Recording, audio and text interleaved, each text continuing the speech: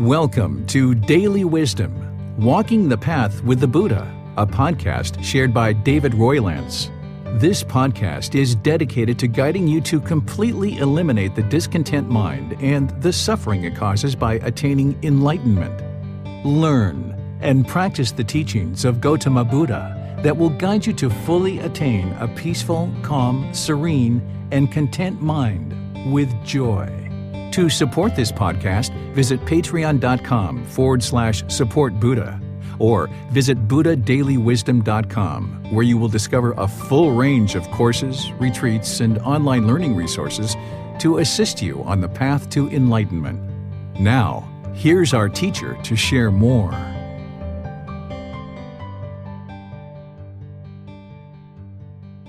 Sawadee Kap. Hello and welcome to Daily Wisdom, Walking the Path with the Buddha. Today is our Pali Canon and English study group where we study the words of the Buddha in this book series titled The Words of the Buddha, The Path to Enlightenment, Revealing the Hidden. Today we're starting a new book, Volume 6. This is titled The Natural Law of Kamma. And here you'll see a collection of teachings from the Buddha related to the natural law of Kamma. What I'm going to do today, rather than start with meditation like we typically do, is start out with a brief introduction to the natural law of Kamma to help kind of prepare anybody who hasn't yet studied the teachings of the Buddha and the group learning program where I introduce students to the natural law of Kamma. So let's talk about the natural law of Kamma in general before we dive in and start talking more specifically using the words of the Buddha in this volume 6.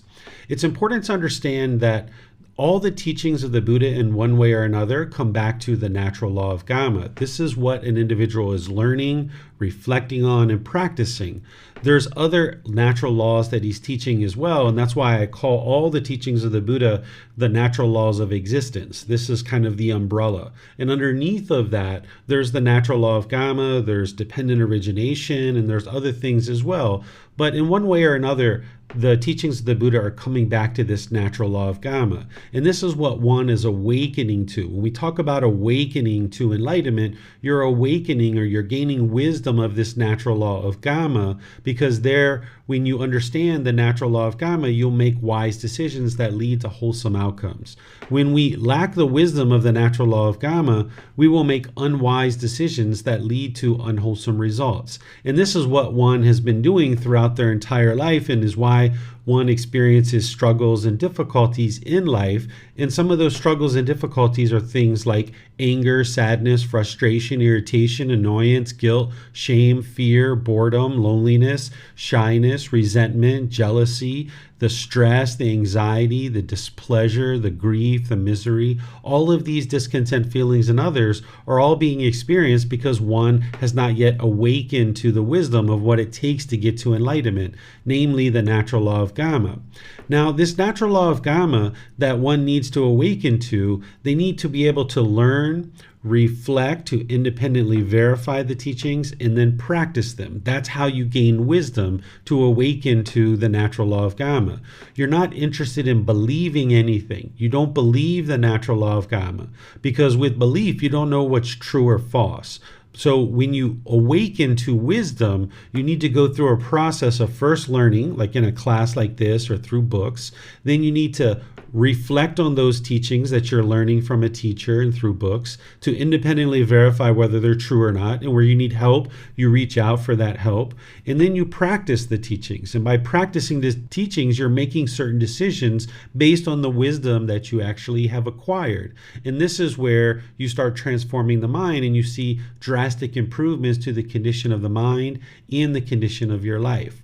Now, as long as you have a lack of wisdom of this natural law, you will tend to make unwise decisions that lead to unwholesome results. But when you have wisdom, you will make wise decisions that lead to wholesome results. And we did exactly the same thing as we were growing up as children, that we were unaware. We had a lack of wisdom. We had ignorance or unknowing of true reality. We had a lack of wisdom of this natural law of gravity. This natural law of gravity is there, always functioning. There's no one who turns it on or turns it off. There's no being who decides, who gravity affects or anything like that. It affects everybody exactly the same. But when we grow up and when we're first born and growing up in the world, we lack wisdom of this natural law of gravity, and therefore we make lots of unwise decisions that lead to certain unwholesome outcomes. As a child growing up, we fall down, we hit our head, we bust our elbow or our knee, we try to ride bicycles, we fall off. We lack the wisdom of this natural law of gravity. We don't tie our shoes, we don't put things where they really should go in order to ensure that they're safe and they don't fall down and break and things like this. But slowly but surely, as we grow, we awaken to the wisdom of the natural law of gravity. And when we gain this wisdom, we make wiser choices about the way we do things in the world. Because when we lack the wisdom, we made unwise decisions that led to this unwholesome results of getting our elbow broken or busted open, or our knees busted open, or breaking toys, or knocking over glasses of water, falling down, hurting ourselves, things like that. But slowly but surely, we started learning about this natural law of gravity. And by the time we were about 12 or 14 or 15 or 16, we fully understood this natural law of gravity because we had time to gradually learn it and gradually awaken to the wisdom. And we're at the point now where we could climb a ladder, we could get on an airplane and fly all over the world. We can do many different things that we maybe couldn't have done when we were much younger, because we now have the wisdom of this natural law of gravity, so we make wiser decisions that lead to wholesome outcomes.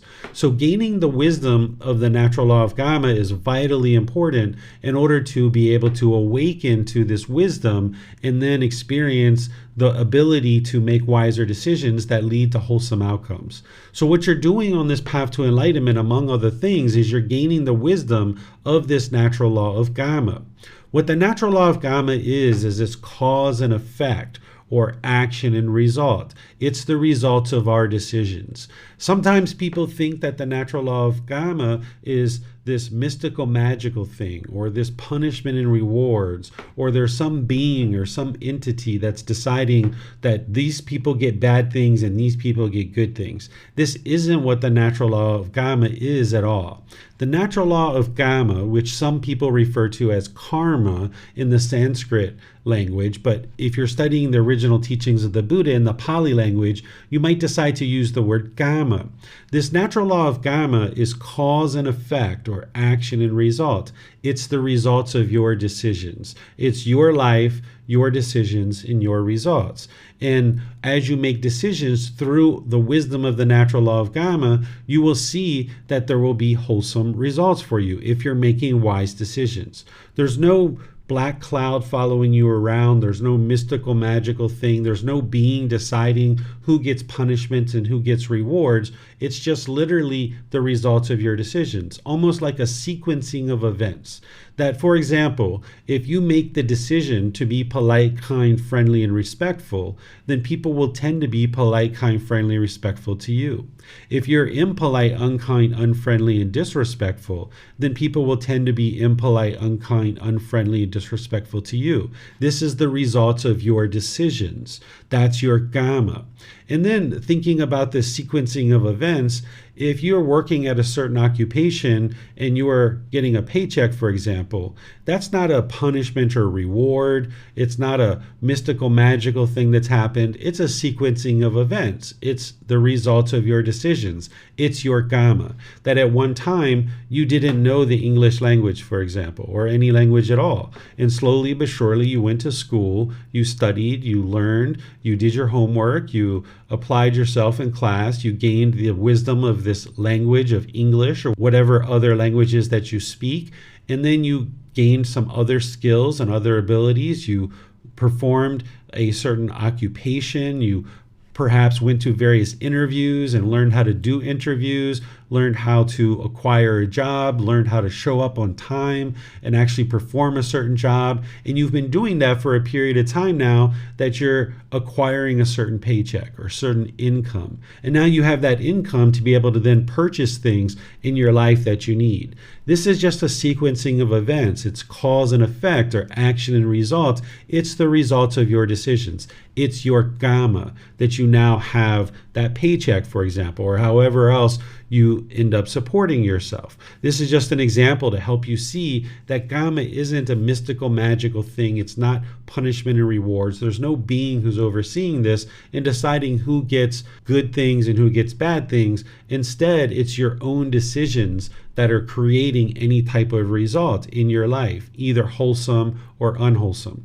So as part of understanding this, general understanding of the natural law of Kamma, then the next thing is that you might be interested to study more deeply to understand the ins and outs of this natural law of Kamma, because then when you understand the ins and outs of it through the words of the Buddha, then you will more deeply understand the wisdom of the natural law of Kamma and awaken to this wisdom. So today we're starting volume 6 of this book series, which is titled The Natural Law of Kamma. And we're going to be studying the first 10 chapters of this book, where I'm going to be reading each individual chapter, and then I'm going to provide you guys the opportunity to be able to ask any and all questions that you like related to the individual chapters that we're going to be studying. And then in the future classes, we'll just go through 10 chapters at a time. And these chapters sometimes are just a paragraph or two or one page. It's not like they're very long. They're organized in a book series that has extrapolated the various suttas and have these excerpts where you can gain a certain understanding of all the various teachings of the Buddha on the path to enlightenment through getting 1, 2, or 3 golden nuggets per chapter, rather than reading a really long discourse that is not necessarily organized in any particular way. This book series has laid out the teachings of the Buddha in a way that is natural progression for you to be able to gradually learn the teachings of the Buddha and do this in a very manageable way where you can take smaller bites and then digest it rather than taking one big large bite. As we study the natural law of Kamma in this book, it's important to understand that almost everything that you've been learning in terms of the teachings of the Buddha, if you've been learning with me, is in one way or another coming back to the natural law of Kamma. If you learned the Four Noble Truths or the Eightfold Path or the 5 Precepts or any of these other teachings that the Buddha shares, you've been learning about the natural law of Kamma, even though the Buddha doesn't explicitly say that. Now we're going to go into specific teachings that the Buddha has shared specifically about the natural law of Kamma. But just understand that everything you've been learning in one way or another has been coming back to the natural law of Kamma. So as we go today, you're welcome to ask any and all questions that you like. You can put that into Facebook, YouTube, or Zoom, and I will see that in the comment section and be able to answer your question. And for those of you that are in Zoom, you can raise your hand and ask any questions or follow-up questions directly.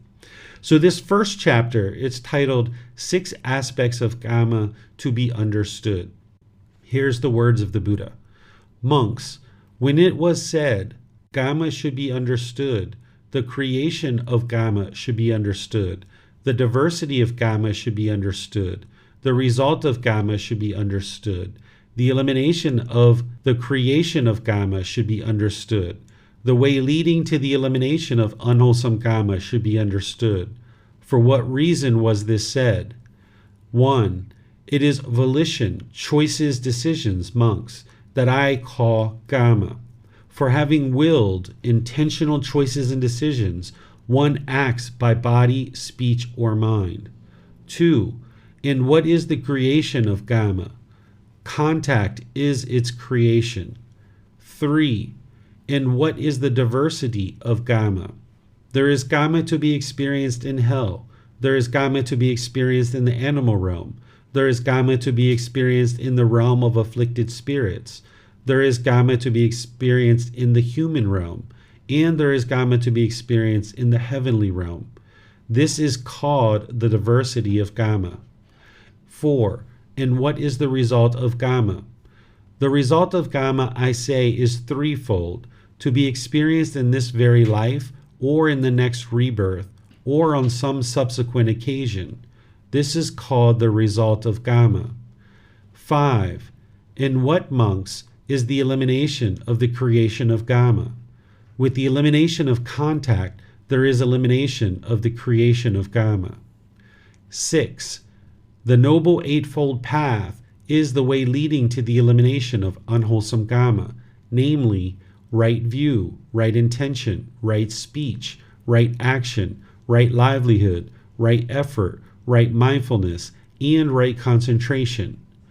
When monks, a noble disciple, thus understands Kamma, the creation of Kamma, the diversity of Kamma, the result of Kamma, the elimination of the creation of Kamma, and the way leading to the elimination of unwholesome Kamma, he understands this penetrative spiritual life to be the elimination of unwholesome Kamma. When it was said, Kamma should be understood, the creation of Kamma should be understood, the diversity of Kamma should be understood, the result of Kamma should be understood, the elimination of the creation of Kamma should be understood, the way leading to the elimination of unwholesome Kamma should be understood. It is because of this that was said. Okay, so I'm going to help you understand this discourse where the Buddha is describing 6 individual aspects of Kamma that need to be understood as you're making your way closer and closer to enlightenment. This is where you're putting the natural law of Kamma under a microscope to deeply understand it. Where in things like the 5 precepts and others, you're understanding how to practice based on the natural law of Kamma, but here the Buddha is going in and putting it under a microscope to really help you understand. So this first aspect of Kamma that the Buddha is saying that you need to understand, and that I would also share that you need to understand these, is that he says, for having willed, which is intentional choices and decisions, one acts by body, speech, or mind. So here what he's explaining is that in order for Kamma to be created, there needs to be intention, or there needs to be a certain will behind the bodily, speech, or mind. So there's these bodily actions, verbal actions, and mental actions, and there needs to be intention behind it. This is why if you're walking down the street and you happen to step on an ant, for example, it wasn't your intention to do that. You're just walking down the street and now you step on an ant.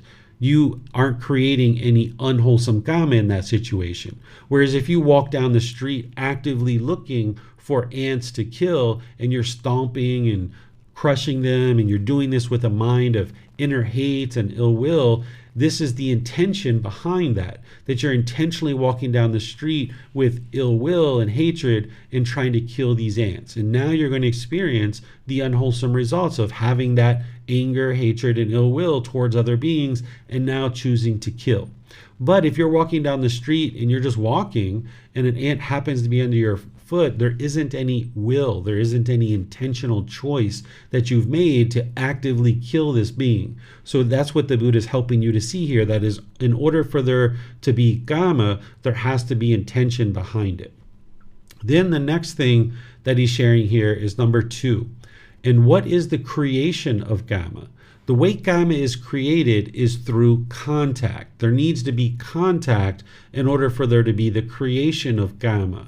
That 2 beings would need to be together. There would need to be some contact in order for there to be creation of Kamma, or contact with some object or something of this nature. There needs to be contact in order to create Kamma. And this becomes important when you understand a subsequent aspect of Kamma that he's going to talk about. So I'll explain this aspect of contact being needed in order to create Kamma in a moment. But now you understand that in order to create Kamma, there needs to be contact. Now, number 3, and what is the diversity of Kamma? Here, this is where the Buddha is explaining that Kamma is going to be experienced in all 5 realms. It doesn't matter what realm a being is in, they're experiencing Kamma in the hell realm, the animal realm, the afflicted spirit realm, the human realm, and the heavenly realm. And that particular aspect of Kamma in the next one, number 4, helps you to understand that you can't run and hide from your Kamma. Because number 4, the Buddha is explaining, and what is the result of Kamma? The result of Kamma, I say, is threefold: to be experienced in this very life, or in the next rebirth, or on some subsequent occasion. This is where the Buddha is explaining to you that you can't run and hide from your Kamma. If you make unwise decisions, you are going to experience those unwholesome results. And likewise, if you make wise decisions, you will experience those results as well. So when you understand that you can't run and hide from your Kamma, that anything you do, either wholesome or unwholesome, you are going to experience that, then the very next thing that someone's mind should move to is, well, I'm not interested in making any more unwise decisions that are going to lead to unwholesome results and lead to this unwholesome Kamma. Instead, let me cultivate wisdom about this natural law of Kamma so that I can now make wise decisions that lead to wholesome results. So if you understand that you can't run and hide from the decisions you make and the results of those decisions, then the very next wise thing to come to a conclusion on is, well, let me cultivate wisdom about this natural law of Kamma so that I can now make only wise decisions to produce wholesome results. The next aspect here that the Buddha is talking about is, in what monks is the elimination of the creation of Kamma? So with the elimination of contact, there is elimination of creation of Kamma. So this is really helpful for you to understand as it relates to relationships and other things that are happening in your life. If you come together with another individual, you and that individual coming together, there's a certain Kamma that is created. There's a certain result because you've chosen this life partner, or you've chosen this friend, or you've chosen a certain place to live and certain neighbors and certain things. When you make certain choices, there's going to be a result to those decisions. So when you come in contact with another individual, you're starting to produce Kamma at that point. So if you understand that, then you understand here that to eliminate the creation of Kamma, you can just eliminate contact. By eliminating contact, you eliminate the creation of Kamma. So where this becomes beneficial is that, say you enter into a room and there's an individual there and they start yelling at you and they're angry and they're hostile and they're argumentative and bitter. Well, maybe in the past, before you understood the path to enlightenment, you might have been angry, hostile, and bitter right back, right? But that's just going to create unwholesome Kamma because of the unwise decision to use things like wrong intention, wrong speech, and wrong action. You're going to now be producing unwholesome Kamma. But if you understand that the creation of Kamma is based on contact, and you walk into this room and someone's being bitter and harsh and hostile and aggressive with you, you might choose to just turn around and leave. Because when you walk out, there's no more Kamma created. You've eliminated contact. So there's no more creation of Kamma in that situation. Then this sixth aspect of Kamma that the Buddha is describing here is that the Noble Eightfold Path is the way leading to the elimination of unwholesome Kamma. So when you're learning that core central teaching of the Buddha, which is the Eightfold Path, you're learning how to produce wise decisions that would lead to the production of wholesome Kamma and extinguish all your unwholesome Kamma. Because this path to enlightenment, the way that it works is that prior to understanding this path to enlightenment, it's like we're putting mud into our garden hose, and we're constantly putting mud into our garden hose. It's unwise decisions that we're making from the past, and we're shoving all this mud into our garden hose. And then at some point, we maybe learn about these teachings and we start getting on the path to enlightenment. This is like hooking up the garden hose to a faucet. And now if you're coming to classes regularly, if you're reading books regularly, if you're meditating, if you're seeking guidance from a teacher, you're opening up this faucet of clear water wider and wider and wider. And now as this clear water is coming through the garden hose, it's going to now spit mud as you're trying to clean up this unwholesome Kamma. These unwise decisions that you made in the past to put mud into your garden hose, even though you've turned on the clean water, it's going to spit mud for a while. And then eventually you're going to get some clean water. But then it's going to spit some more mud. And then it's going to spit some clean water. And then more and more, the clean water is going to get more and more significant, and there's going to be less and less mud until eventually you get to the point where it's nothing but clean water coming out the end of the garden hose. Well, it's the Eightfold Path that is going to help you to do that. By you learning, reflecting, and practicing the Eightfold Path, more and more you're making wise decisions so that you can now insert more and more wise decisions into your life and clear out the mud from the past and unwise decisions that you made in the past that are leading to unwholesome results. One of the ways that I explain this is through a couple of examples. One example might be if you live in a country where you fill out tax forms to report to the government how much money you make, and then you need to pay taxes based on what you report. Let's just say 3 years ago, before you knew about these teachings, you might have lied on these tax forms. And now, 3 years later, because of that unwise decision 3 years ago, now in the present moment, you're experiencing unwholesome Kamma where the government is now sending you a letter and saying you owe them $5,000. You owe them maybe $3,000 from the original taxes and maybe $2,000 of interest and penalties, right? And now you get this particular letter. Well, without the wisdom of the Eightfold Path, what you might have decided to do in that situation is try to lie some more, try to be deceptive some more. But that's just going to produce unwise decisions that lead to unwholesome results in the future. But if you understand the Eightfold Path and you understand the natural law of Kamma, and you understand that this unwholesome Kamma coming back to you now in the present moment is based on an unwise decision from the past, now in the present moment, you can make wise decisions through the Eightfold Path that is going to extinguish this unwholesome Kamma. So maybe you call up the government, you contact them, maybe you tell them that you don't have the money, but you accept full responsibility for what's occurred and that you would like to work out some kind of payment plan. And then in this situation, they might be more than willing to work that out with you. And you're deciding to now practice the Eightfold Path, putting wise decisions into your life that's going to ultimately extinguish this unwholesome Kamma from the past. And this is what you would like to do with all the various decisions in your life related to your relationships and everything else. Here's another example that I can provide for you. At one point in my life, I was actually quite angry and quite bitter and quite harsh and hostile with various people. One of the people that I was angry and hostile towards was my wife. And I did a lot of unwise things in our relationship. Well, at some point, I ultimately got these teachings and found these teachings and discovered that, okay, this is what I'm now going to do, is I'm going to train my mind to move to this enlightened mental state and understand these natural laws.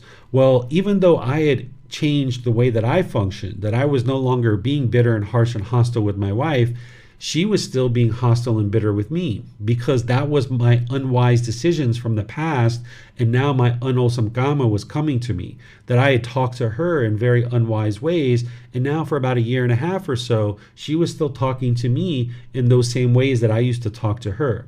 And I needed to extinguish this. And the way that I needed to do that was by remaining patient, by remaining calm, by talking to her politely and respectfully, and slowly but surely even helping to offer her some teachings to help her see where she was having some difficulties.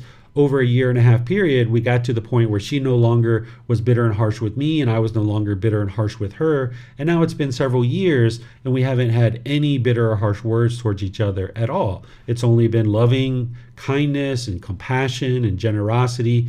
We've been in a very healthy relationship for many, many years now. And that is because we extinguished our unwholesome Kamma, our unwise decisions. We arose this wisdom of things like the 5 factors of well-spoken speech, and we started practicing that with each other. And now we both trained our mind to the point where we've extinguished our unwise decisions. So now we just have a very loving relationship with each other. So this is what you're going to need to do in your life in order to eliminate unwholesome Kamma, is realize that there's going to be some unwholesome Kamma coming back to you, but now practicing the Eightfold Path the way that I teach it in Volume 1, Chapter 5, that you can see in detail based on the words of the Buddha, how to practice the Eightfold Path in its entirety. And then that is what's going to ultimately lead to your enlightenment, because that's the core central teaching that everything else plugs into. And now when you get an elongated period of time of having practiced the Eightfold Path, you will then extinguish all your unwholesome Kamma and get to the point where you're only experiencing wholesome results, where all your decisions are based in wisdom, based on the universal truths, based on the natural law of Kamma, based on dependent origination, based on all these natural laws of existence. You're only making wiser and wiser and wiser choices. And now as an enlightened being, you're not experiencing any unwholesome results because you've extinguished all your unwise decisions. You've got this faucet wide open, and it's been putting pure water into your garden hose for multiple years, and you've completely flushed out all the mud. And now, with that wisdom of the natural law of Kamma, you're only making wise decisions. Therefore, these decisions are leading to wholesome results. So that's what the Buddha is explaining to you here as he's describing the 6 aspects of Kamma to be understood. And then he shares here that having understood this penetrative spiritual life to be the elimination of unwholesome Kamma, that it's important for you to understand that what you're doing on this journey to enlightenment is you're working to extinguish your unwholesome Kamma. Some of the unwholesome Kamma that an individual has in the unenlightened state is they still have craving, anger, and ignorance in the mind, these 3 poisons or 3 unwholesome roots or 3 fires. They have those 10 fetters in the mind because we lacked wisdom of how to actually train the mind in these natural laws of existence. So what we're doing on this path is we're training our mind, we're awakening to this wisdom, and part of what we're doing is the meditation and all the other factors of the Eightfold Path in order to extinguish these unwise decisions from the past where the mind's held on to these pollutions of craving, anger, and ignorance, or these 10 fetters. And now when you apply effort to arise energy to be motivated and have initiative and encouragement and enthusiasm towards learning, reflecting, and practicing, you can extinguish all your unwholesome Kamma through the Eightfold Path by developing your wisdom, your moral conduct, and your mental discipline. And this is what you're working to accomplish to get to that point where you only experience wholesome results coming back to you. So let me see what questions you guys might have on this chapter. Again, you can put that into Facebook, YouTube, or Zoom, and I will see your questions. And then if you're in Zoom, you're welcome to raise your hand electronically and ask any questions or follow-up questions directly. Okay, I'm not seeing any questions here, so let's move on to the next chapter. And I'll just remind those of you in Zoom, if you guys would like to read, you're welcome to read any of these chapters at any time. So chapter 2. It's titled 3 Causes for the Origination of Unwholesome Kamma. This is where the Buddha is going to explain to you how you create unwholesome Kamma. It's contact that creates Kamma, but now he's going to explain to you the causes of creating unwholesome Kamma. You need to have contact, but here he's going to explain to you the causes of what leads to the creation of this unwholesome Kamma. Monks, there are these 3 causes for the origination of unwholesome Kamma. What 3? 1. Craving, desire, greed, attachment is a cause for the origination of unwholesome Kamma. 2. Anger, hatred, ill will is a cause for the origination of unwholesome Kamma. 3. Ignorance, delusion, unknowing of true reality is a cause for the origination of unwholesome Kamma. Suppose, monks, seeds that are intact, unspoiled, not damaged by wind and the sun's heat, fertile, well preserved, well deposited in well prepared ground, in a good field, and receive proper rainfall. In this way, those seeds would grow, increase, and mature. So too, any unwholesome Kamma, monks, created through craving, born of craving, caused by craving, originated by craving, ripens wherever the individual is reborn. Wherever that unwholesome Kamma ripens, it is there that one experiences its results, either in this very life or in the next rebirth, or on some subsequent occasion. So too, any unwholesome Kamma created through anger, born of anger, caused by anger, originated by anger, ripens wherever the individual is reborn. Wherever that unwholesome Kamma ripens, it is there that one experiences its results, either in this very life or in the next rebirth, or on some subsequent occasion. So too, any unwholesome Kamma created through ignorance, born of ignorance, caused by ignorance, originated by ignorance, ripens wherever the individual is reborn. Wherever that unwholesome Kamma ripens, it is there that one experiences its results, either in this very life or in the next rebirth or on some subsequent occasion. These are the 3 causes for the origination of unwholesome Kamma. Okay, so here the Buddha is explaining that craving, anger, and ignorance are the causes of unwholesome Kamma. If you've learned the foundational teachings with me through the group learning program or through any of the foundational courses or retreats that I teach, I introduce students and explain the detail of the 3 poisons or the 3 unwholesome roots or the 3 fires of craving, anger, and ignorance, where you're understanding what craving is your own selfish desires, longing, yearning, wanting things to be a certain way. And if you get the objects of your affection, you get pleasant feelings. But then if you don't get the objects of your affection, you get angry or frustrated or irritated. So the mind is chasing and chasing and chasing, thinking that some object outside of yourself is going to provide some kind of lasting satisfaction. So the mind in the unenlightened state will just chase and chase and chase with longing and yearning and thinking that if it just acquires this thing, that then it can be happy or excited or elated.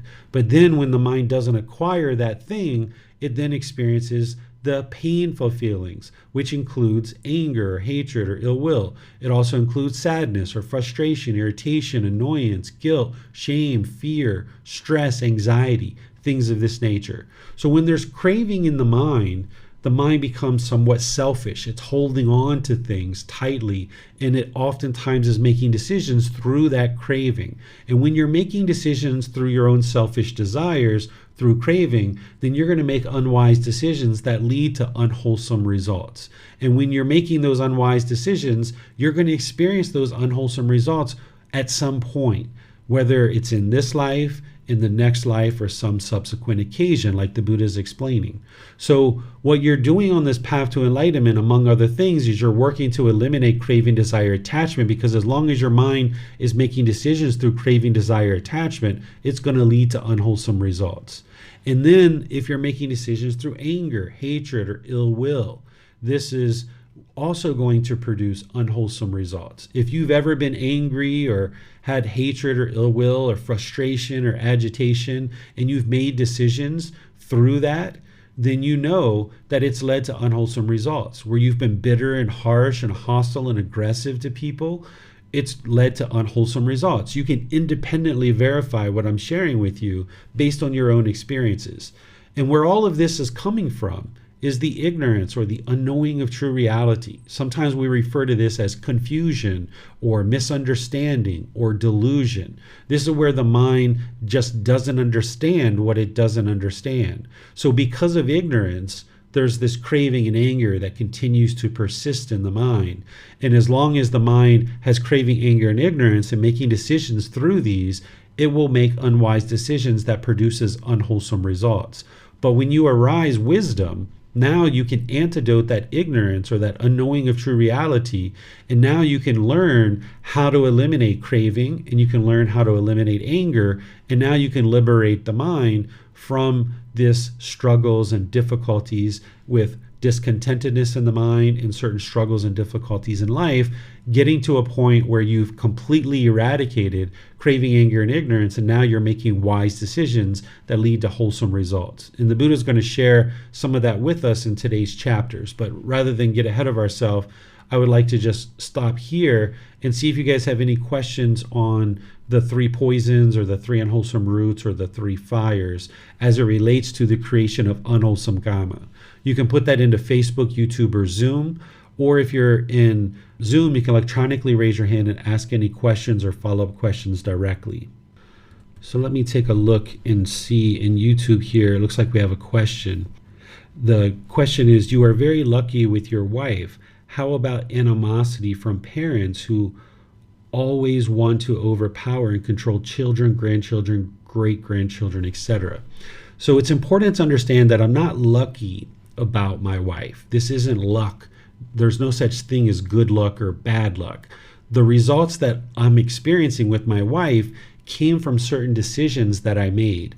I made decisions to improve my own wisdom and get to the point where I understood these teachings very deeply. And then I made decisions to then help her and guide her along the way as well, to be able to then experience improved results in her life as well. It's important to understand that there's no luck, right? It's all about the results of your decisions. So when you're making certain decisions, you're going to experience certain results. So I wasn't lucky with my wife. I wasn't experiencing good luck. I experienced the results of my decisions. And then as it relates to other people in your life, whether it's parents or grandparents, great-grandparents, if people are putting pressure on you to make decisions in a certain way, there's ways for you to extinguish this unwholesome Kamma.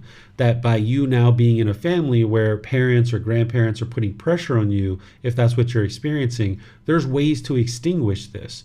So this is where you learn generally in a class like this, and then you end up then coming to learn with your teacher on a personal basis, so that you can then understand how to apply these teachings in a case-by-case basis based on the individual situations that you're having. So if you're having certain challenges in life and you need to improve what you're experiencing, you would like to reach out to your teacher through personal guidance, and then we will listen to what it is that you're experiencing on a day-to-day basis, and then we will provide you the guidance that you need in order to then apply these teachings more readily in a way that can improve the results that you're experiencing. But with a lack of wisdom of these natural laws of existence and the natural law of Kamma, you're not going to be able to then apply these in a situation with your parents or grandparents or other people in a way that is going to produce wholesome results.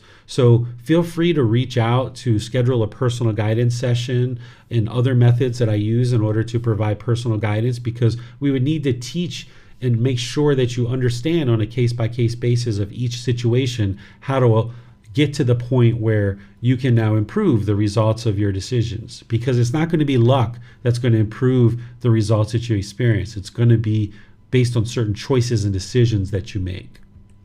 All right, let's take a look at Facebook and see if Facebook has any questions. I'm not seeing any questions there. So let's go ahead on to the next chapter, which is Chapter 3.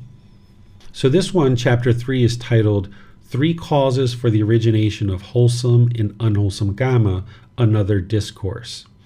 Monks, there are these 3 causes for the origination of unwholesome Kamma. What 3? 1. Craving, desire, greed, attachment arises with reference to things in the past that are the basis for craving and desire. 2. Craving, desire, greed, attachment arises with reference to things in the future that are the basis for craving and desire. 3. Craving, desire, greed, attachment arises with reference to things presently existing that are the basis for craving and desire. And how, monks, does craving arise with reference to things in the past that are the basis for craving and desire? One thinks about and mentally examines things in the past that are the basis for craving and desire. As one does so, craving arises. When craving springs up, one is fettered by those things. The mental obsession is what I call the fetter. It is in this way that craving arises with reference to things in the past that are the basis for craving and desire. And how does craving arise with reference to things in the future that are the basis for craving and desire? One thinks and desires. As one does so, craving arises. When craving springs up, one is fettered by those things. The mental obsession is what I call the fetter. It is in this way that craving arises with reference to things in the future that are the basis for craving and desire. And how does craving arise with reference to things presently existing that are the basis for craving and desire? One thinks about and mentally examines things presently existing that are the basis for craving and desire. As one does so, craving arises. When craving springs up, one is fettered by those things. The mental obsession is what I call the fetter.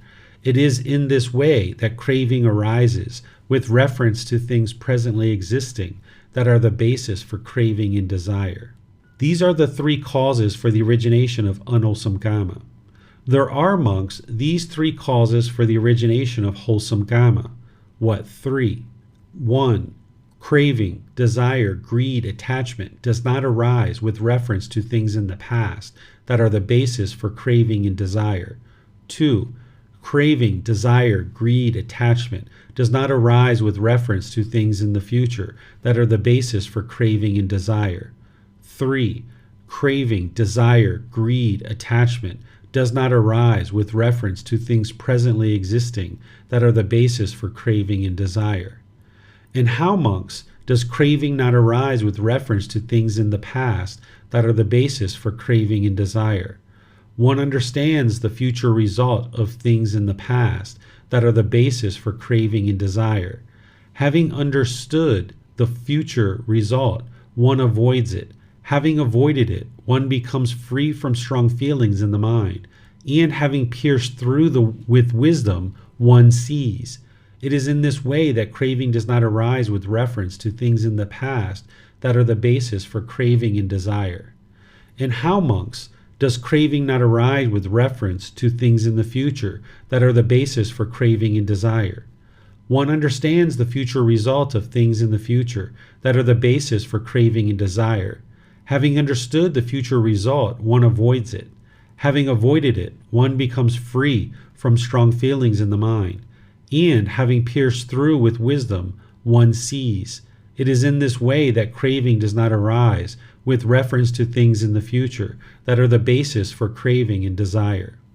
And how, monks, does craving not arise with reference to things presently existing that are the basis for craving and desire? One understands the future result of things presently existing that are the basis for craving and desire. Having understood the future result, one avoids it. Having avoided it, one becomes free from strong feelings in the mind. And having pierced through with wisdom, one sees. It is in this way that craving does not arise with reference to things presently existing that are the basis for craving and desire. These are the three causes for the origination of wholesome Kamma. Okay, so this chapter is really focusing in on craving, desire, attachment, that mental longing, strong eagerness, and talking about how there can be the origination of unwholesome Kamma when there's craving, desire, attachment in the mind based on things from the past, the future, and presently. So if in the present moment you're thinking about the past and you're craving and longing and yearning, say there were certain pleasurable things or certain painful things that occurred in the past, and this is producing craving, desire, attachment in the present moment, this craving is arising in the mind based on things that the mind is obsessed about from the past, or perhaps the future, things that you want in the future. The mind is longing and yearning for things in the future, or in the present moment. Anytime craving, desire, attachment arises in the mind, it's going to produce aspects of mind that are then going to then make unwise decisions that lead to unwholesome results.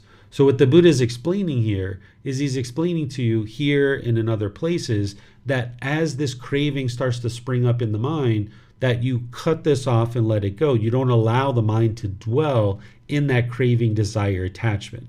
So if in the present moment you're starting to long and yearn for things in the past or in the future or in the present moment where you see craving arising or you see mental obsession arising, the Buddha is calling this a fetter, which a fetter is like a ball and chain and a shackle around your leg, keeping you prisoner. Where these fetters, particularly this craving, desire, attachment, this mental obsession, is keeping you trapped in this unenlightened state. It's keeping you to the point where you're no longer going to be experiencing this continued ability to maintain your peace and joy because the mind is fettered by this craving. The mind is having this mental obsession, and what you would like to do when you see that occurring is cut it off and let it go so that it no longer is arising. But it will arise over time as you're transforming your mind, be it 1 year, 2 years, 3 years, however long it takes you to get to enlightenment. There's going to be craving that arises in the mind. And as you observe that and as you notice that, cut that off and let it go so that you can get liberated from these strong feelings. And that's what the Buddha is explaining down here, that the way to get to this wholesome Kamma is to not allow craving to arise. That when craving does not arise based in reference to things in the past, the future, or in the present moment, then you can get to a point where there's only wholesome results because you're no longer allowing craving to pollute the mind and you're no longer making decisions through those cravings. So let me see if you guys have any questions on anything that I've shared here in this particular chapter. Looking at YouTube and Facebook to see if there's any questions. I don't see any there, and there aren't any in Zoom either. So we'll just move to chapter 4, which is titled 3 Causes for the Origination of Wholesome Kamma. Now the Buddha is going to introduce you to the 3 wholesome roots, where the previous chapters were helping you to understand what causes unwholesome kamma, and he's describing craving, anger, and ignorance. Here he's going to explain to you now the wholesome roots, since you already should have an understanding of the unwholesome roots. Monks, there are these 3 causes for the origination of wholesome kamma. What 3? 1. Non-craving or generosity is a cause for the origination of wholesome kamma. 2. Non-anger or loving kindness is a cause for the origination of wholesome kamma. 3. Non-ignorance or wisdom is a cause for the origination of wholesome kamma. Suppose, monks, there are seeds that are intact, unspoiled, not damaged by wind in the sun's heat, fertile, well preserved. Then a man would burn them in a fire, reduce them to ashes, and the ashes would blow in a strong wind, or let them be carried away by a swift current of a river. In this way, those seeds would be cut off at the root, made like a palm stump, obliterated, so that they are no more subject to future arising. So too, any kamma that is created through non-craving or generosity, born of non-craving, caused by non-craving, originated by non-craving, is abandoned when craving has vanished. It is cut off at the root, made like a palm stump, obliterated, so that it is no longer subject to future arising of unwholesome kamma. So too, any kamma that is created through non-anger or loving kindness, born out of non-anger, caused by non-anger, originated by non-anger, is abandoned when anger has vanished.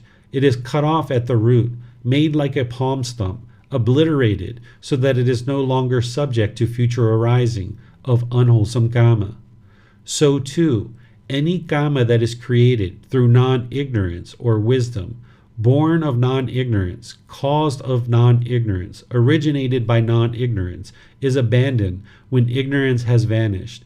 It is cut off at the root, made like a palm stump, obliterated, so that it is no longer subject to future arising of unwholesome kamma.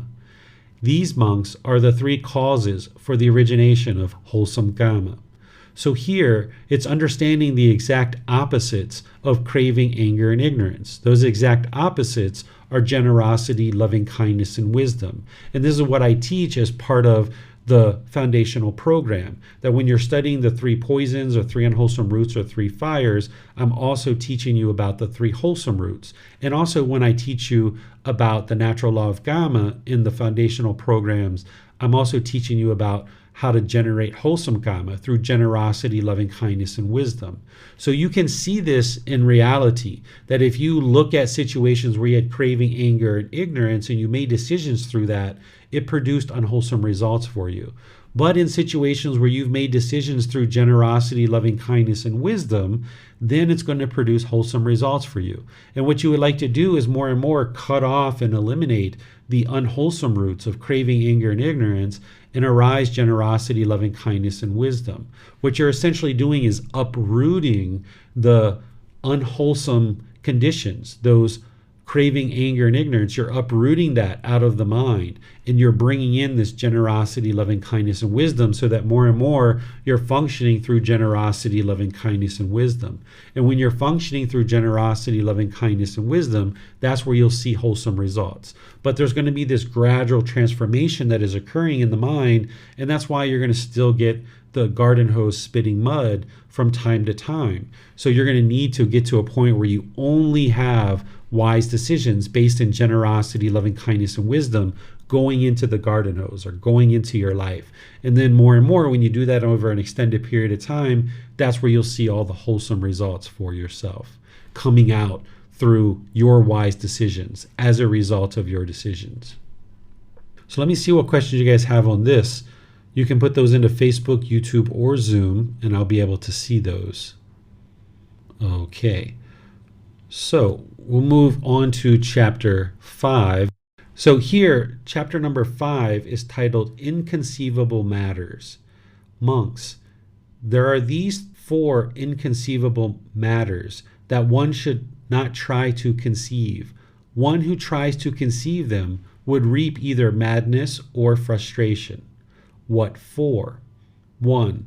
The experiences of the Buddhas is an inconceivable matter that one should not try to conceive. One who tries to conceive it would reap either madness or frustration. 2. The experiences of one in the jhanas is an inconceivable matter that one should not try to conceive. One who tries to conceive it would reap either madness or frustration. 3. The exact result of Kamma is an inconceivable matter that one should not try to conceive. One who tries to conceive it would reap either madness or frustration. 4. Speculation about the world is an inconceivable matter that one should not try to conceive. One who tries to conceive it would reap either madness or frustration. These are the 4 inconceivable matters that one should not try to conceive. One who tries to conceive them would reap either madness or frustration. So here the Buddha is giving you 4 things that you shouldn't try to assume. You shouldn't try to assume that you understand these things, but instead realize that it's not possible for you to fully understand these things, that they're inconceivable. And if you try to conceive them and you try to deeply understand them and penetrate them to exactly, you would reap either madness or frustration. The first one is the experiences of a Buddha. What a Buddha goes through in order to get to enlightenment can only be understood fully by that person, by the actual Buddha. So the Buddha going off for 6 years to get to enlightenment, what was going on in his mind and what allowed him to discover these teachings, it's inconceivable to an average person. A Buddha would understand what a Buddha experiences, but an average person wouldn't be able to understand that. So the Buddha is saying, don't even try to figure it out. Don't even try to conceive it. Don't even try to necessarily understand what a Buddha experiences in order to get to enlightenment, because this would reap either madness or frustration in your own mind, right? The ultimate goal is to learn the teachings of a Buddha, not to deeply understand his own personal experience. You can ask certain questions and you can learn certain things about the life of a Buddha, but in terms of deeply understanding all the different experiences that a Buddha has had, this is inconceivable to the average person and would reap either madness or frustration if you tried to understand it. Number 2, the experiences of one in the jhanas is an inconceivable matter. So the jhanas are those 4 preliminary phases that the mind goes through before you get to the first stage of enlightenment. And then from there, you go to the 2nd, 3rd, and 4th stage where the mind's actually enlightened when you're in that 4th stage of enlightenment.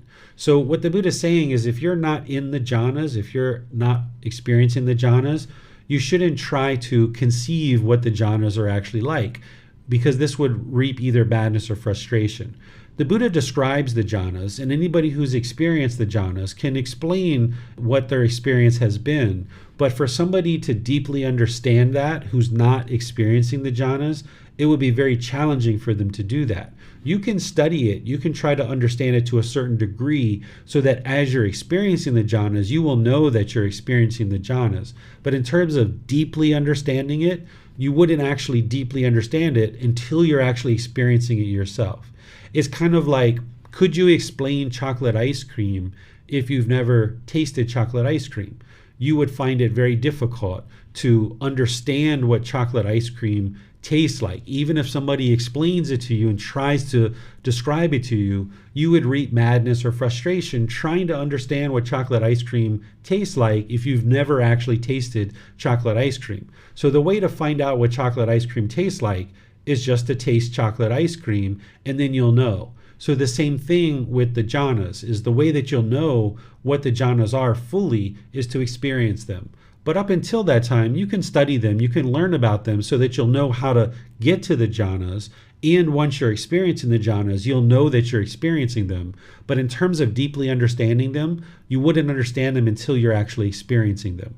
And if you try to deeply understand them and penetrate it so deeply, the Buddha is saying it would lead to either madness or frustration.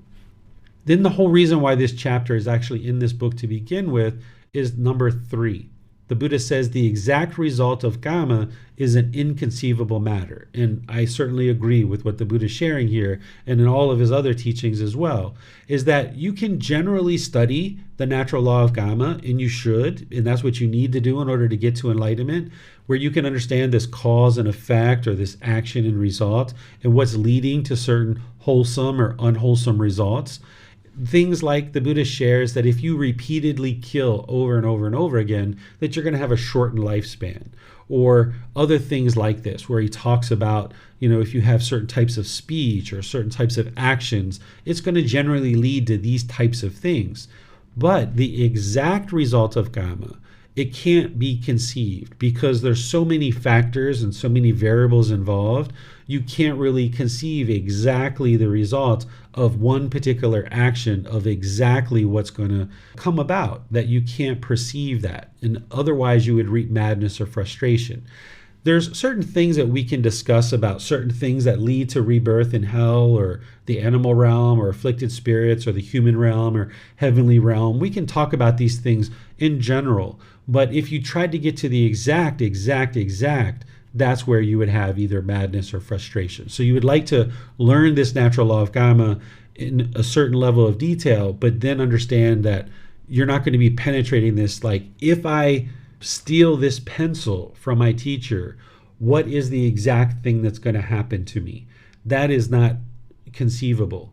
But we know that if you steal, that you're doing that out of craving, desire, attachment, and if, as you are discovered, you're going to be found to be undependable, you're going to not be trustworthy. If your teacher found out, perhaps they wouldn't trust you any further. Maybe you would get bad grades on your reports and things like this. So there's some general things that we can talk about like that, but you wouldn't be able to know exactly, right? So that's what the Buddha is explaining here. And then number 4, speculation about the world is an inconceivable matter. What this is like is what we might today call conspiracy theories. That if you held all these different conspiracy theories about the world, where you were speculating about how things are happening in the world, this is going to lead to your madness or your frustration. What you would like to get to is you would like to get to truth. You would like to get to wisdom, where you can independently verify something. But if you're just working based on speculation or conspiracy, if you ever have talked with anybody who's into that kind of thing, you can see that their mind is experiencing madness and or frustration. And this is because of what the Buddha is explaining, is that you shouldn't be just speculating about the world and just making assumptions and guesses, but instead you should be looking for the truth, and that's what's going to lead to your clarity about things that are going on in the world. So things like the universal truth of impermanence, or the universal truth of discontentedness, or the universal truth of non-self, and the Four Noble Truths, and all these other teachings where the Buddha is explaining the natural laws of existence to you. You can learn them, you can reflect on them to independently verify them, and you can practice them so that now you get to wisdom. You're no longer having speculation about the world because you know with 100% certainty how the world is functioning around you. So don't speculate about the world, but instead penetrate with wisdom to be able to see the truth for yourself. That way you can avoid the madness and frustration if you dived into conspiracy theories and all these kinds of things. So let me see what questions you guys have related to this chapter. Okay, I'm not seeing any questions here. I'll just take a little glass of water. All right, so that should prepare me for the next several chapters. We're moving to chapter 6, which is titled 10 Courses of Unwholesome Kamma. This is where you're going to now see how the Buddha teaches things like the 5 precepts and other teachings, and how he connects it to Kamma, so that you can see that he's really been teaching you about the natural law of Kamma all the way through your learning and development on the path to enlightenment. That if you've been studying things like the 5 precepts, you can see here that he's now connecting it to Kamma. Here it starts out with purity by body, kunda, is 3-fold. Impurity by speech is 4-fold. Impurity by mind is 3-fold. And how kunda is impurity by body 3-fold. Here, one destroys life. He is murderous, bloody-handed, given to blows and violence, merciless to living beings. 2, He takes what is not given. He steals the wealth and property of others in the village or forest. 3. He engages in sexual misconduct. He has sexual relations with women who are protected by their mother, father, mother and father, brother, sister, or relatives, who are protected by their teachings, who have a husband whose violation entails a penalty, or even with one already engaged. It is in this way that impurity by body is threefold. And how, Kunda, is impurity by speech fourfold? 1. Here, someone speaks falsehood. If he is summoned to a council, to an assembly, to his relative's presence, to his club, or to the court, and questioned as a witness thus, "So, good man, tell what you know." Then, not knowing, he says, "I know." Or knowing, he says, "I do not know." Not seeing, he says, "I see." Or seeing, he says, "I do not see." Thus, he knowingly speaks falsehood for his own benefit, or for the other's benefit, or for some insignificant worldly benefit. 2. He speaks argumentatively. Having heard something here, he repeats it elsewhere in order to divide those people from these. Or having heard something elsewhere, he repeats it to these people in order to divide them from those. Thus, he is one who divides those who are united, a creator of divisions, one who enjoys separation, rejoices in separation, finds pleasure in separation, a speaker of words that create separation. 3. He speaks harshly. He speaks such words as are rough, hard, hurtful to others, offensive to others, bordering on anger, unconducive to concentration. 4. He indulges in idle chatter. He speaks at improper time, speaks falsely, speaks what is unbeneficial, speaks opposite to the teachings and the discipline. At an improper time, he speaks such words as are unwise, unreliable, rambling, and unbeneficial. It is in this way that impurity by speech is fourfold. And how, Kunda, is impurity by mind threefold? 1. Here, someone is full of longing or craving. He longs, craves for the wealth and property of others. Thus, "Oh, may what belongs to another be mine." 2. He has a mind of ill will and intentions of hate. Thus, "May these beings be slain, slaughtered, cut off, destroyed, or obliterated." 3. He holds wrong view, ignorance, unknowing of true reality, and has an incorrect perspective. Thus, there is nothing gained, nothing sacrificed, nothing offered. There is no fruit or result of wholesome or unwholesome actions. There is no this world, no other world. There is no mother, no father. There are no beings spontaneously reborn. There are in the world no ascetics and Brahmins of right conduct and right practice, who, having realized this world and the other world for themselves by direct knowledge, experience, make them known to others.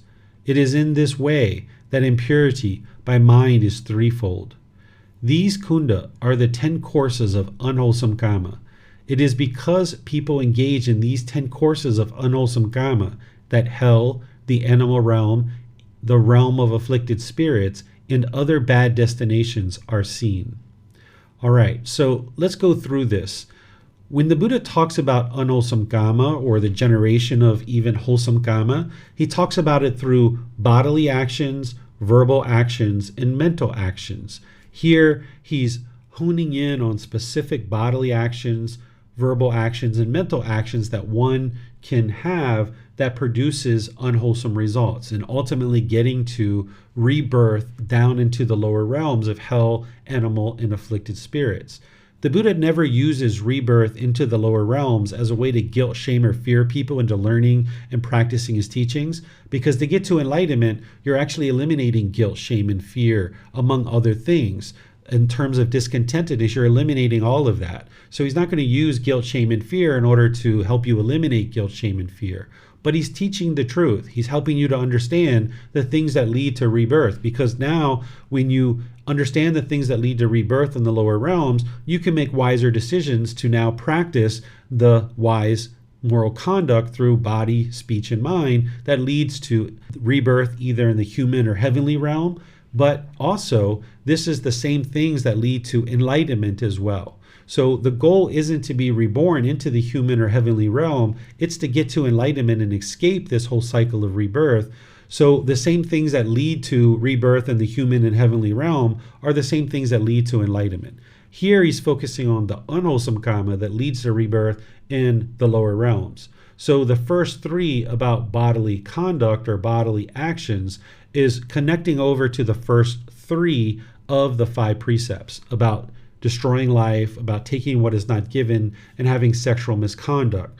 The 5 precepts have a lot more detail on this, and that's where I would encourage you to look in order to understand how to practice those using the words of the Buddha.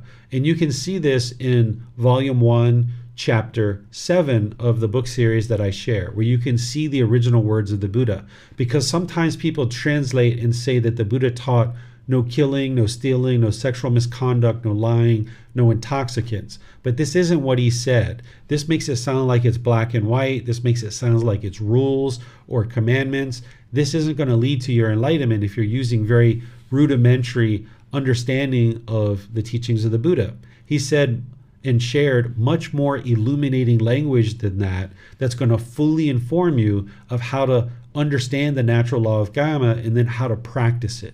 And now here he's talking about someone who's destroying life is going to essentially lead them to rebirth into the lower realms, as well as stealing and sexual misconduct. And then the impurity by speech is fourfold, and this is what's going to lead to rebirth into the lower realms, where when one is lying, when one is having argumentative speech, when one is having harsh speech, and when one is having idle chatter. This is coming from the right speech of the Eightfold Path, where in the right speech of the Eightfold Path, that first layer of understanding that you're understanding in terms of right speech is to abandon lying, abandon slander, abandon harsh speech, and abandon frivolous speech. This is the exact same thing, just worded a little bit differently. So we understand what false speech is. We understand argumentative speech or slander or gossip. This is all going to lead to unwholesome results in one's life and rebirth into the lower realms. And then that harsh speech, right? You would like to look for your tone, your tempo, and your word choices to ensure that you're speaking gentle. You're not interested in this harsh speech. And then idle chatter or frivolous speech is speaking through craving, is that you just have a longing and a yearning to be able to speak and speak and speak and speak about pointless topics, right? That the mind is just yada, yada, yada, yada, yada, yada, yada, yada, yada. So if you're rambling and having unbeneficial speech, this is idle chatter or frivolous speech, and it's going to be harmful to others, and it's going to cause harm for you as well.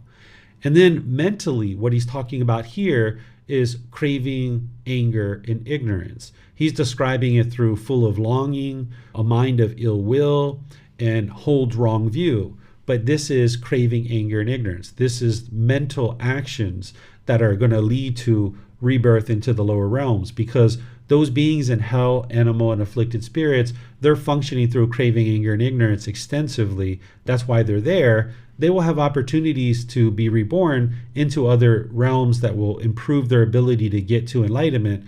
But now that you're in the human realm and you start to understand these teachings, as you eliminate craving, anger, and ignorance, you can see the condition of your mind improving, that your life in your mind becomes more peaceful and more joyful. Your relationships become more peaceful and more joyful as you're eliminating craving, anger, and ignorance. So here, the Buddha is helping you to understand how these are going to lead you to rebirth into the lower realms, and it's producing this unwholesome karma. And that's part of that unwholesome karma is rebirth into the lower realms. But it's also producing unwholesome karma in this realm, in the human realm as well. Because when you're making decisions through craving, anger, and ignorance, you're causing challenges and difficulties in your relationships and in the conversations around you and the interactions you're having around you, it's causing difficulties in your life. So what you would like to do is learn how to eliminate craving, anger, and ignorance, arising generosity, loving kindness, and wisdom. So let me see what questions you guys might have on this chapter. 10 courses of unwholesome Kamma. Okay, I'm not seeing any questions there. So let's move on to the next chapter, which is chapter 7. This is exactly the same thing that we just read, but now the Buddha is casting it into the positive, because now he's talking about it in terms of purity of body, speech, and mind, and this is what's going to produce wholesome Kamma. So I'm not sure that I need to read this entire chapter, because it's exactly the opposite of the one that we just talked about. Here, the Buddha is talking about by abandoning destruction of life, abandoning the taking of what is not given, abandoning sexual misconduct. And you're going to need to learn how to do that through the 5 precepts and through the Eightfold Path. So by abandoning that, and also abandoning the false speech, the argumentative speech, the harsh speech, and the idle chatter, that this is going to produce wholesome Kamma. And then also by making decisions through the mind that is without craving, that is without the ill will, and without ignorance, so that now you're making decisions through generosity, through loving kindness, and through wisdom, right? So this is what you would like to do. And now what the Buddha is explaining there is that by making decisions in this way, it leads to rebirth in heavenly realm, in the human realm, and other good destinations. So that's just part of the Kamma that you're experiencing as a result of practicing these 10 courses of wholesome Kamma. That yes, if you are reborn, you're going to be reborn into those realms of either human or heavenly realm. But also if you're practicing these same things, these are the same things that are leading to improvement in this life, and it's leading you closer and closer to enlightenment. So the same things that are leading to rebirth in the heavenly realm and human realm are the same things that are also going to lead to your enlightenment in this life right now. So that's why it's important that you deeply understand these through the 5 precepts and through the Eightfold Path, so that then you can practice them in accordance to the teachings and experience the benefits as you're training your mind and practicing in that way. Okay, you guys didn't have any questions on the last one, so I doubt you have any questions on this chapter. So let's just move on to the next chapter, which is chapter 8. Here, this is where you're going to learn about new Kamma and old Kamma, right? These are the same things that I taught you in the group learning program or any of the foundational courses or retreats that I teach. I've taught you about unwholesome Kamma and wholesome Kamma, and I've taught you about new Kamma and old Kamma. But now you're seeing the details in the words of the Buddha, and you can see that what I've taught you previously is matching to what the Buddha is teaching here in his own words. So as I introduce you to it in a foundational class, I'm teaching you what you need to know based on the words of the Buddha. But now as you get into this program, you're starting to see the underlying words of the Buddha that is helping you to more fully become informed about things like wholesome and unwholesome Kamma and new and old Kamma. So here, let me share this with you based on new and old Kamma using the words of the Buddha. Monks, I will teach you new and old Kamma, the elimination of unwholesome Kamma, and the way leading to the elimination of unwholesome Kamma. Listen to that and attend closely. I will speak. In what, monks, is old Kamma? The eye is old Kamma, to be seen as generated and created by volition, choices, decisions, as something to be felt. The ear is old Kamma, to be seen as generated and created by volition, as something to be felt. The nose is old Kamma, to be seen as generated and created by volition, as something to be felt. The tongue is old Kamma, to be seen as generated and created by volition, as something to be felt. The body is old Kamma, to be seen as generated and created by volition, as something to be felt. The mind is old Kamma, to be seen as generated and created by volition, as something to be felt. This is called old Kamma. And what, monks, is new Kamma? Whatever action one does now by body, speech, or mind, this is called new Kamma. And what, monks, is the elimination of unwholesome Kamma? When one reaches liberation through the elimination of unwholesome bodily action, verbal action, and mental action. This is called the elimination of unwholesome Kamma. And what, monks, is the way leading to the elimination of unwholesome Kamma? It is this noble eightfold path, that is, right view, right intention, right speech, right action, right livelihood, right effort, right mindfulness, and right concentration. Thus, monks, I have taught old Kamma, I have taught new Kamma, I have taught the elimination of unwholesome Kamma, I have taught the way leading to the elimination of unwholesome Kamma. Whatever should be done, monks, by a compassionate teacher out of compassion for his disciples, aspiring for their welfare, that I have done for you. These are the feet of trees, monks. These are empty huts. Meditate, monks. Do not be complacent, lest you regret it later. This is my instruction to you. So here the Buddha is explaining new and old Kamma. And let's go through what the Buddha is sharing, and then I will help you to be able to see this in your own life as well.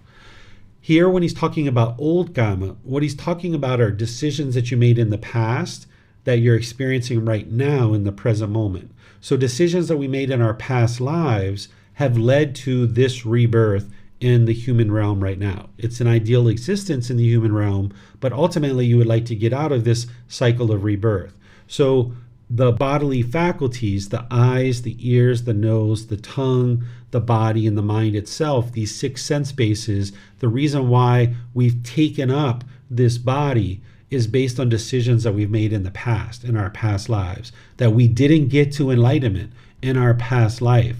So that's why we have this life here. And now we have the opportunity in this life to get to enlightenment so that we don't take up another life. So we've been in this countless cycle of being reborn over and over and over and over and over again. So that's our old Kamma. We can't go back and change those decisions in the past. All we can do is now create new Kamma. This new Kamma is the decisions that we're making right now that are going to affect us in the future. So we can make decisions now that is called new Kamma. And we would like to do that through the elimination of unwholesome Kamma. And that's what the Buddha is saying here, is that by eliminating the unwholesome bodily, verbal, and mental actions, we can eliminate our unwholesome Kamma. And the way that we eliminate our bodily, verbal, and mental actions that are unwholesome is to eliminate unwise decisions. The way that we get to wise decision making is the way leading to the elimination of unwholesome Kamma is through the Eightfold Path. By learning and practicing the Eightfold Path, we now gain wisdom that leads us to making wiser and wiser choices. We flush out all that old Kamma that is unwholesome. We flush out all that mud out of the garden hose from our old decisions. Our old unwise decisions get flushed out by us practicing the Eightfold Path on a consistent long-term basis. And now we extinguish our unwholesome Kamma by only producing new Kamma based in wise decisions that lead to wholesome results.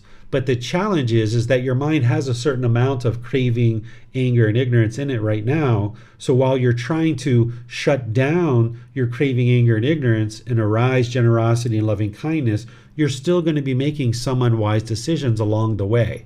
This is normal. So what you're doing is more and more you're ramping down your craving, anger, and ignorance until you get to completely nothing. And you're ramping up your generosity, loving kindness, and wisdom. And over time, you will see this gradual transformation in the mind where eventually you won't have any craving, anger, and ignorance in the mind. You're only making wise decisions through generosity, loving kindness, and wisdom. It's the Eightfold Path that is going to help you to be able to do that. The Eightfold Path is that core central teaching. So then the Buddha here at the end, he basically encourages his students to meditate, because that's what's going to lead to the elimination of craving, anger, and ignorance. Breathing mindfulness meditation is leading to the elimination of craving. You're arising the mindfulness and concentration, which is part of the Eightfold Path, but you're eliminating craving, desire, attachment by practicing breathing mindfulness meditation. And also generosity, because with craving, the mind is very selfish. It's holding on to things. So when you're practicing giving and sharing more than is strictly required in any given situation, without any expectation of anything in return, you're training your mind to eliminate craving, desire, attachment, along with breathing mindfulness meditation. And then you're also practicing loving kindness meditation in order to then be able to go out into the world through your intention, speech, and actions, and now practice loving kindness, this goodwill, this genuine interest in seeing other beings be well. So these two meditations are helping you to eliminate craving and anger, and you're gaining this wisdom of how to practice breathing mindfulness meditation and loving kindness meditation. So now consistently you can be doing that along with all the other factors of the Eightfold Path. So that's why the Buddha is encouraging his students here at the end of this discourse to make sure that they're meditating, because that's ultimately what's going to help you accomplish the elimination of all unwholesome Kamma that is coming back to you. There's a discourse of the Buddha that I'm pretty sure is in this particular book where he talks about breathing mindfulness meditation as being the highest quality of wholesome Kamma that you could actually generate.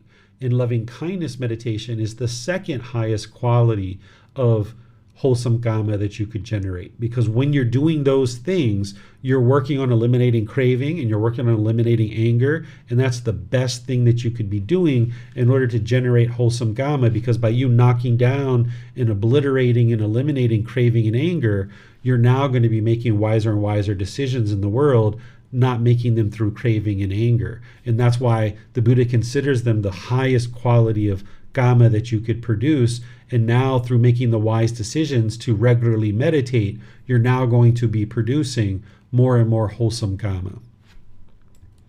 So let me see what questions you guys have on this chapter, if anything at all. Okay, I'm not seeing any questions here. So let's move on to the next chapter. Here you can see all the things that I wrote to further help you. So this is chapter 9. And here this is titled, This Body is Old Kamma, right? So this body that you currently are inhabiting is Kamma from the past, your old Kamma.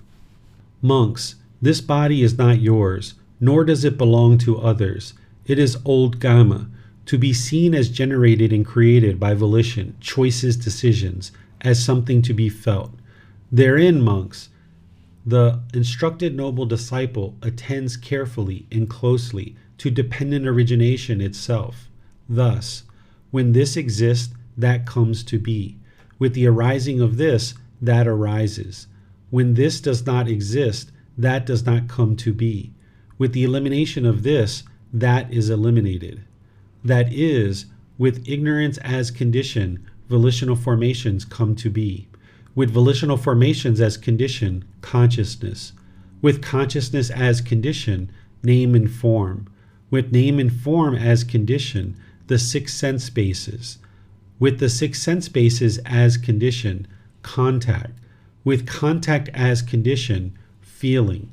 With feeling as condition, craving. With craving as condition, clinging. With clinging as condition, existence. With existence as condition, birth.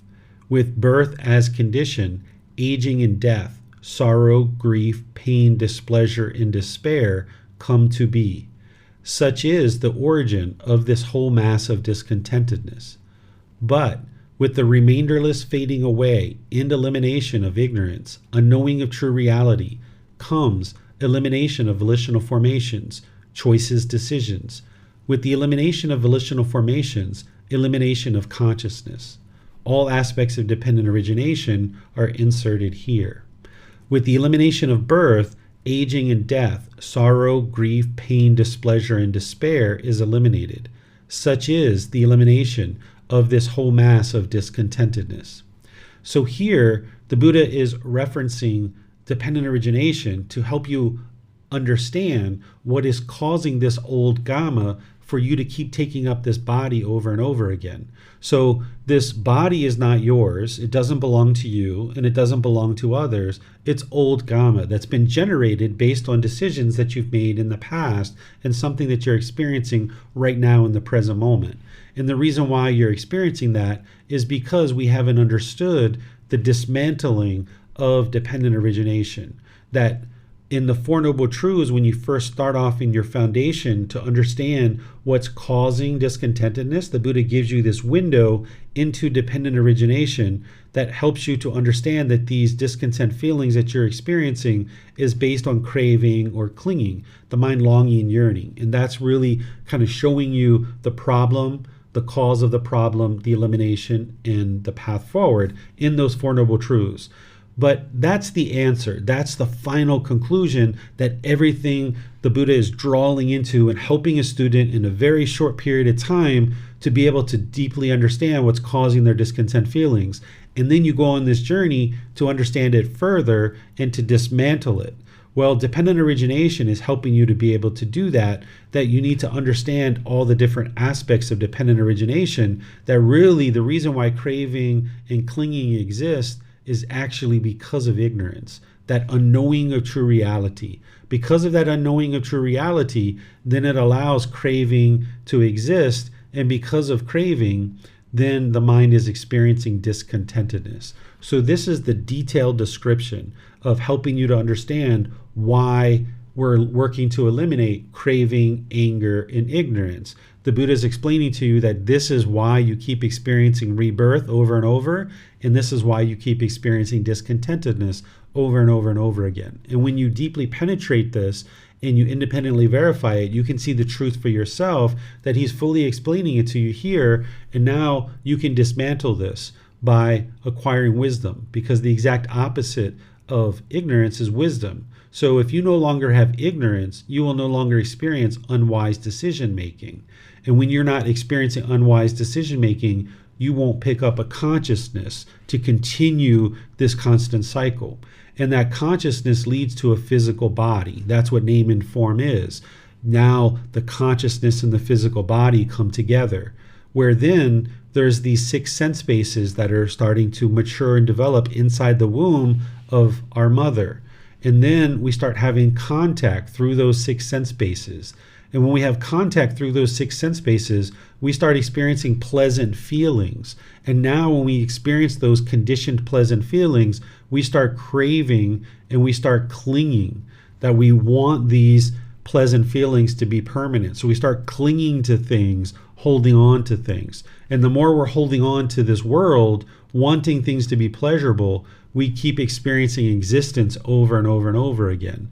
And this is caused by birth. And once there's birth, there's going to be aging and death.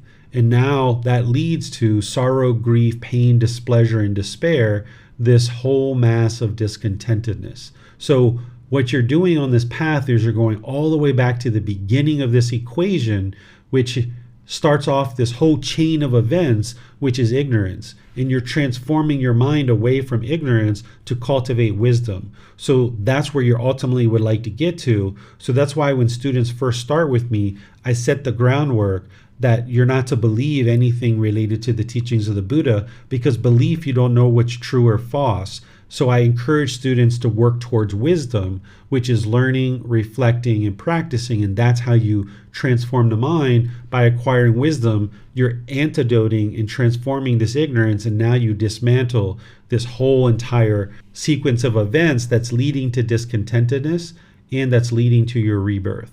So the Buddha is explaining this as it relates to your body and how to get rid of this continuous cycle of rebirth and no longer taking on an existence in another realm of existence. You're not interested in coming back to experience it all over and over again. Instead, use this existence to get to this peaceful, calm, serene, content mind with joy. And then from this human existence, experiencing that peace and joy, you will get to enjoy that for the rest of your life. And then you won't come back into the cycle of rebirth to experience rebirth over and over and over again. While there are certain aspects of life that are certainly pleasurable, there's certain miseries and certain grief and certain despair that you wouldn't be interested to repeat. And that's what this path can get you to, is the point where you'll never again experience any kind of mental pain or mental anguish or agitation, that you can escape all of that through the Eightfold Path, purifying the mind, getting to enlightenment, and then escaping this continuous cycle. So let me see what questions you guys have on this chapter. Okay, I'm not seeing any questions here. So let's move on to the very last chapter for today, which is chapter 10. This is an interesting story. I'll take a little sip of water to prepare to read for this. Okay, the title of this one is The Most Reprehensible for the Performance of Unwholesome Actions. Then the student asked the perfectly enlightened one, "And you, friend Gotama, how many kinds of rod do you describe for the performance of unwholesome action, for the carrying out of unwholesome action?" Student, the Tathagata is not accustomed to use the description rod, rod. The Tathagata is accustomed to use the description action, action. But friend Gotama, how many kinds of action do you describe for the performance of unwholesome action, for the carrying out of unwholesome action? Student, I describe 3 kinds of action for the performance of unwholesome action, for the carrying out of unwholesome action. That is bodily action, verbal action, and mental action. How then, friend Gotama, is bodily action one, verbal action another, and mental action still another? Bodily action is one, student, verbal action is another, and mental action is still another. Of these 3 kinds of action, friend Gotama, thus analyzed and distinguished, which kind of action do you describe as the most reprehensible for the performance of unwholesome action, for the carrying out of unwholesome action, bodily action or verbal action or mental action? Of these 3 kinds of action, student, thus analyzed and distinguished, I describe mental action as the most reprehensible for the performance of unwholesome action, for the carrying out of unwholesome action, and not so much bodily action and verbal action. Do you say mental action, friend Gotama? I say mental action, student. Do you say mental action, friend Gotama? I say mental action, student. Do you say mental action, friend Gotama? I say mental action, student. Thus, the student made the perfectly enlightened one maintain his statement up to the 3rd time, after which he rose from his seat and went to this place, or this other student.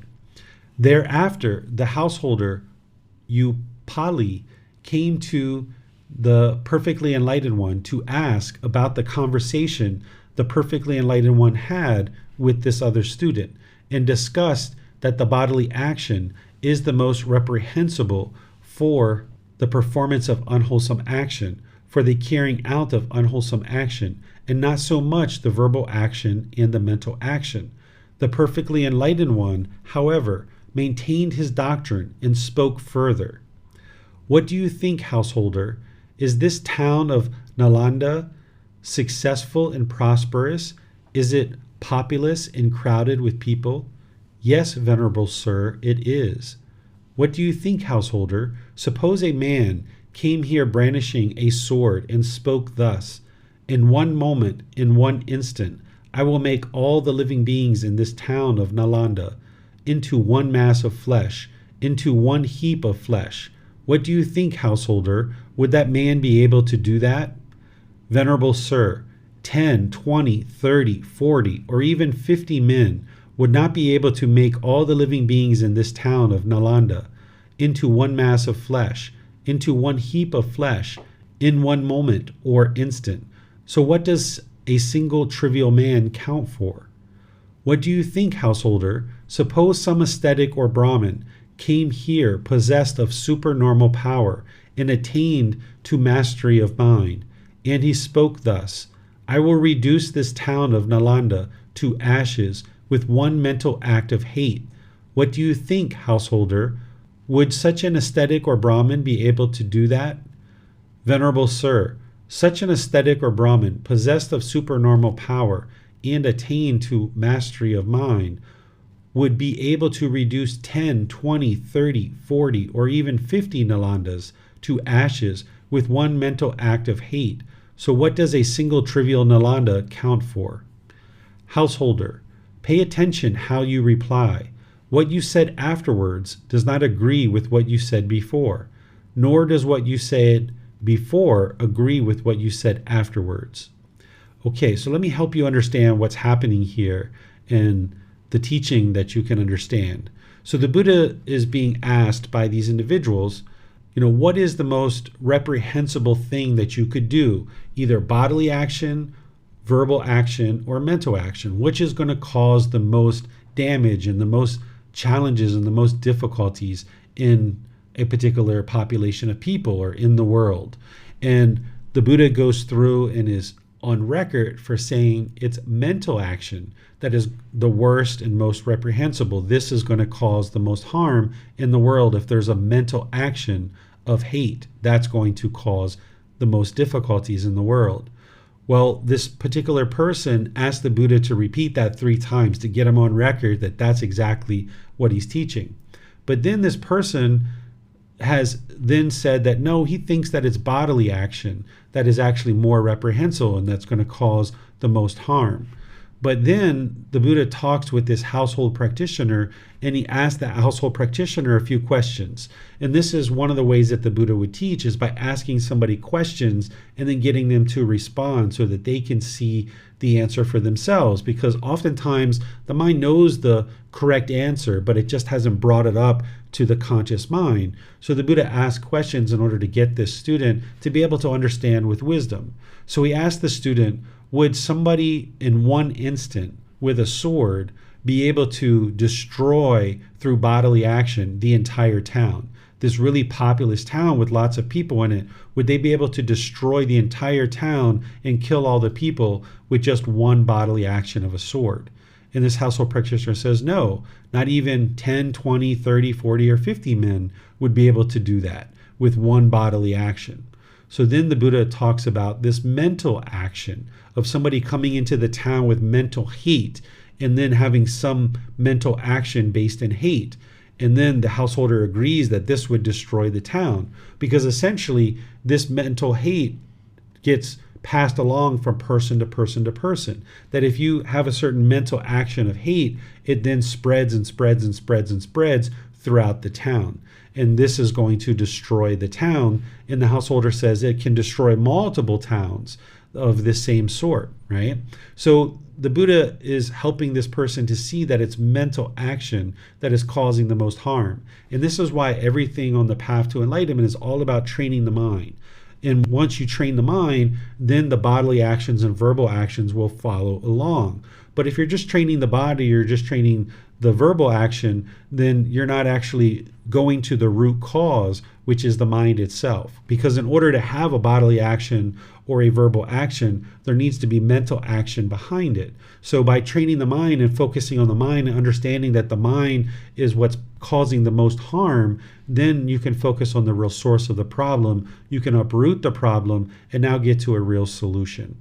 So understanding that the mental action is the most impactful, the one that's going to produce the most unwholesome results, now you focus on training the mind, because that's what's going to then lead to certain bodily actions and verbal actions, and the mental actions are the most harmful. So let me see if you guys have any questions on this particular chapter.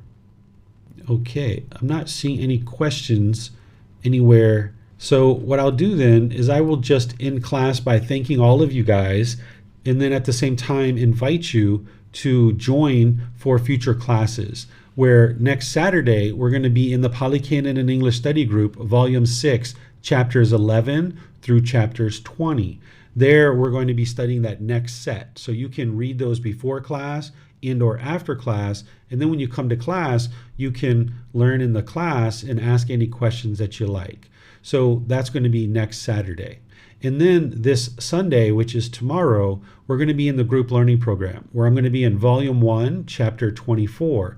This is where I'm going to be sharing with you the misunderstandings of Gotama Buddha's teachings. Because over a 6.5 month period, I've been sharing what is the path to enlightenment in the group learning program. And now we're going to go piece by piece by piece through various misunderstandings that you're going to see in the world related to Gotama Buddha's teachings in this path to enlightenment. And this is a way for you to be able to see the path more clearly, because over the last 6.5 months, I've been sharing what is the path, and now I'm going to be sharing with you what the path isn't. Because when you enter into various communities, you might see them talking or teaching or doing certain things that aren't the teachings of the Buddha, and I'll be able to share that with you in our class tomorrow, so that then the path to enlightenment will become much more clear for you. So thank you all for joining for today's class. You're welcome to join any of these future classes, either online or in person here in Chiang Mai. Thank you again for your dedication and diligence to practicing the teachings of the Buddha. We'll see you guys in one of these future classes. Have a very wonderful and lovely rest of your day. Sawadee Kap. Thank you for listening to this podcast.